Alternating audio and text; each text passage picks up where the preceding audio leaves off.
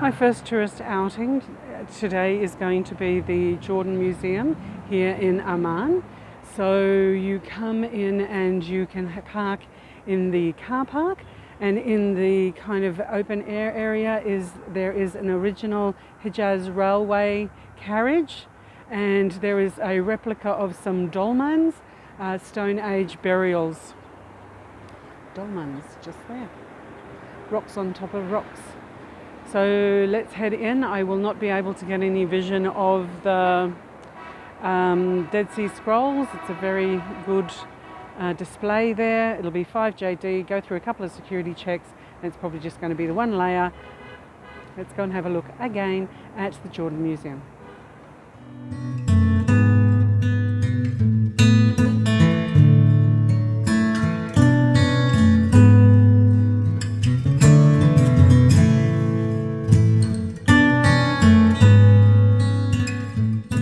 After having your bag checked and coming through security, you go over to the little cashier and you get your ticket, which is 5JD, not included in the Jordan Pass, and then we can go over into the entry to the museum. There is a wheelchair access. This is one of only a very few sites in Jordan that does have wheelchair accessibility. We will have it at the Tank Museum, we will have it at the Automobile Museum.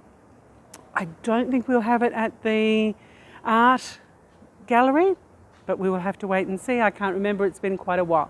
So let's go in and explore the Jordan Museum. So after coming in to the Jordan Museum, you come over and you have your ticket checked just here. If you do want a bathroom, the bathrooms are just here, and there's a cloak check if you're carrying a heavier bag. That is just there. Entering into the first chamber, it has information about natural resources, food production and energy. Jordan is one of the lowest water consuming nations in the region. Jordan has a diverse energy use or energy production. It has wind and it does have solar. This one is one of my favourite displays because it shows the different agricultural, the rainfall, population density, wind power potential, it's pretty good, solar potential all over, especially down the bottom here in Wadi Rum and over on the eastern desert. And these are the major artefact areas of where things were found. Western people always believe that they are the ones that created things like arithmetic and writing, where in actual fact it all came from the Middle East. Quite eloquently preserved in stone, so that the Europeans can't say that they invented anything. Jordan, being the crossroad of a nation, has influences from everywhere. Ethiopia, Egypt, Mesopotamia, Syria, Persia. This region has so many influences. The kafia. The kafia was used in the 1930s. It's a Bedouin headdress to protect from the elements. It was used by the Al-Qaeda forces, and the size of the tassel indicates the value of the scarf and the owner's status. Tracing back the trade routes, you can see how absolutely vital Jordan has been in relation to the trade routes. The Ain Ghazil statues, 9,000-year-old statues found not far from this museum, part of 32 plaster cast statues that were found in the 1980s. The plaster statues are from 700 and 500 BC.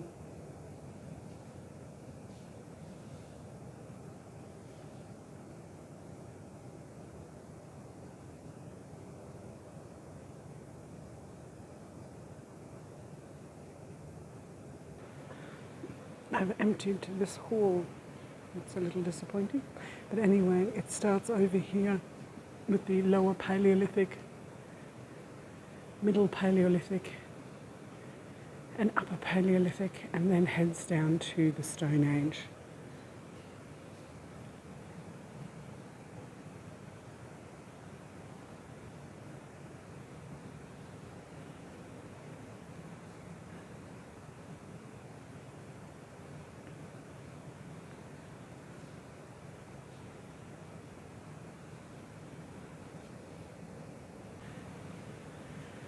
The largest sculptured slab in the Levant. The geometric form is Natufian, N-A-T-U-F-I-A-N, Natufian. We don't know what it means. A Neolithic bone needle.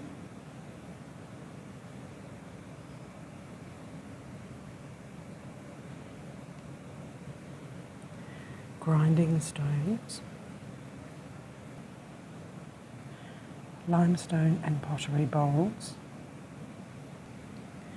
petroglyphs from the Neolithic period from the northeastern desert,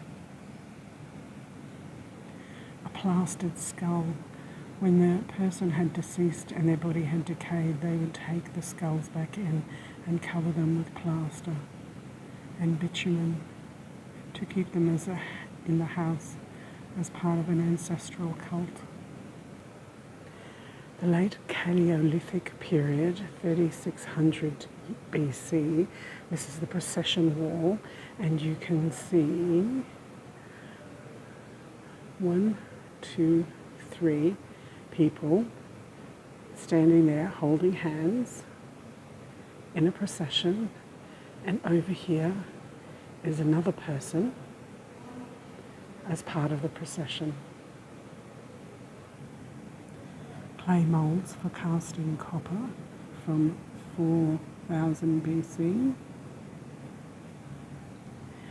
Again from the late Paleolithic, 4000 BC, a zoomorphic vessel, a bull or a cow, potentially to carry liquids, but could be in part of a ritual offering. The twin cornets would not be easy to manipulate, so it must be part of a cult, part of a ritual thing that needed to be tipped at the same time to two people or something of that nature. There's a lot of examples of these Paleolithic infant burials in a jar. This is a churn, so you put your milk in there and you rock it from side to side to curdle the milk to make it into yogurt. Each of the different abayas are designed for different areas. Jerash, Karak, Ma'an, Urbid, Ramatha, and from the Bedouin Bani Sakhar tribe. The clothing from Salt is actually quite different. It originally should have been the capital of Jordan because it was a major trading post. Beautiful cloth there from the city of Salt.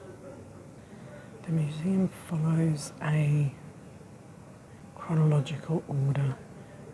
So this is early Bronze Age pottery to about 2000 BC.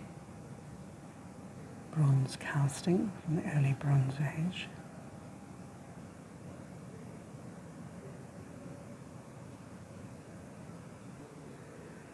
The El Balu Stele, a Moabite document that could be commemorating the coronation ceremony of a Moabite king, dated from about 1151 BC.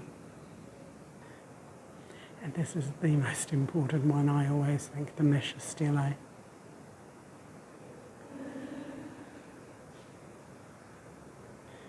King Mesha and the military and architectural accomplishments. It offers a Moabite version of a biblical narrative of kings dated from about 841 to 842 BC. Earliest known historical source of Iron Age kingdoms in Jordan, Mesha Stilo. This handsome young man is an Ammonite king, the larger head and stockier body.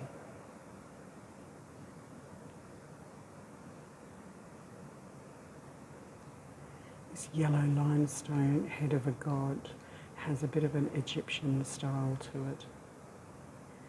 He has a beard, he has a straight moustache. The right pupil is clearly marked and the left is worn away. It's an Ammonite sculpture with the Egyptian Ataf crown, a really big amphora, and there's a description here on how they would have been made in segments.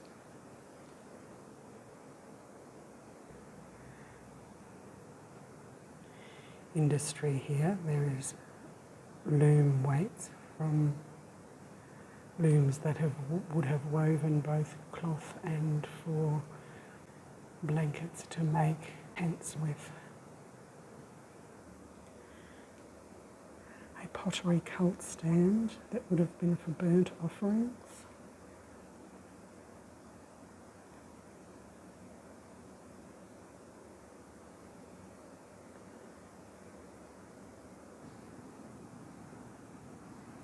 Lioness woman from the Iron Age. The duck head. A Greek glass amphora.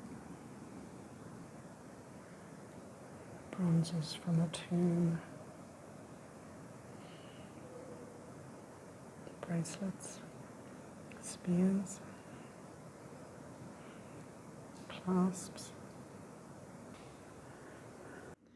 The evolution of the alphabet all came from the Middle East.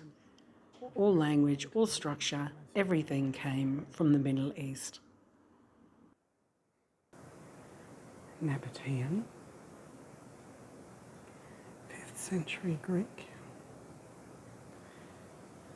replica of 7th century Arabic. Amazing history can be traced through coins.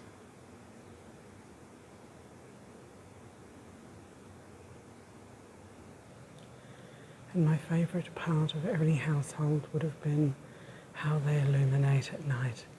And these would be the candles, the pottery lamps. Have the oil in there with a wick, burning the wick. The gorgeous camel carrying their amphoras. Found at Jerash and probably dates back from the 1st century BC. A reconstruction of a frieze 15 metres high, and you have Cancer, Gemini and Taurus. Moving chronologically now, we're into the 2nd century AD, so you've got a lot of other influences, and these pieces of pottery have painting and decorations on them.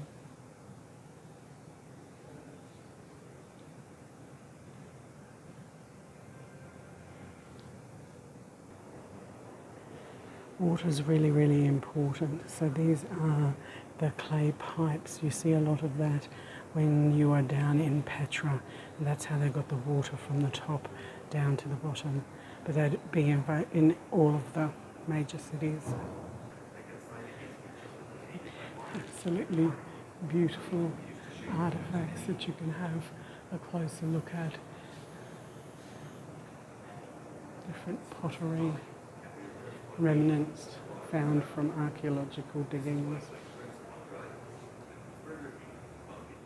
Coming into about the 2nd and 3rd century with more of a Roman influence, looking at these amazing oil lamps and this clay lion's plaque.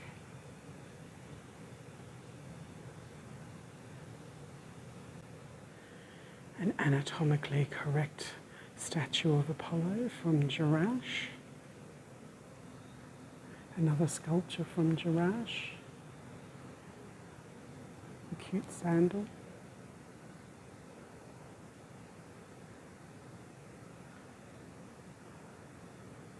Moving into the 3rd century, we have glass. So this would be really part of the Roman influence. Terracotta theatre mask.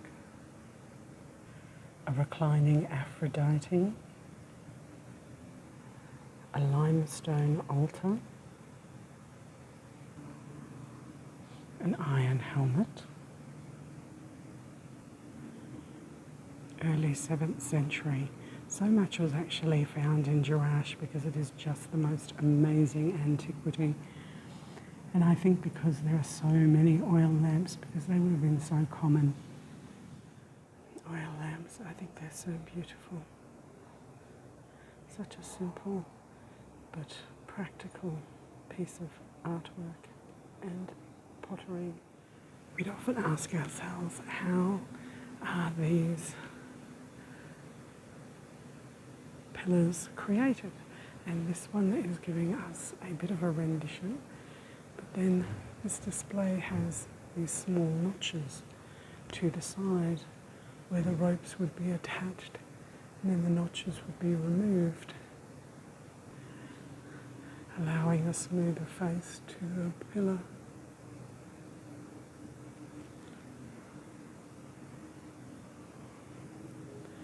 From about the 6th century AD, this would have been a Turkish marble chancel screen and a marble altar. A Byzantine church altar from about the 6th century. So I did grab another little bit of vision of the Dead Sea Scrolls, but the guard was just sitting outside, so I couldn't get much vision at all. Okay, so that was visit number 3 or 4 to the Jordan Museum. Is it worth the 5JD coverage? 12 Australian dollars, 12 to 15 depending on the exchange rate. Probably filled in an hour, even though this video will only be about 20 minutes or so. Yes, you get to see the Dead Sea Scrolls and you get to see some of the most beautifully preserved ancient relics. It is nice, especially on a really hot day. Come around midday so that you're in the nice air conditioning. Is it worth it? Yes, spend your 5JD and come and visit the Jordan Museum. Right in the heart of Amman, Jordan.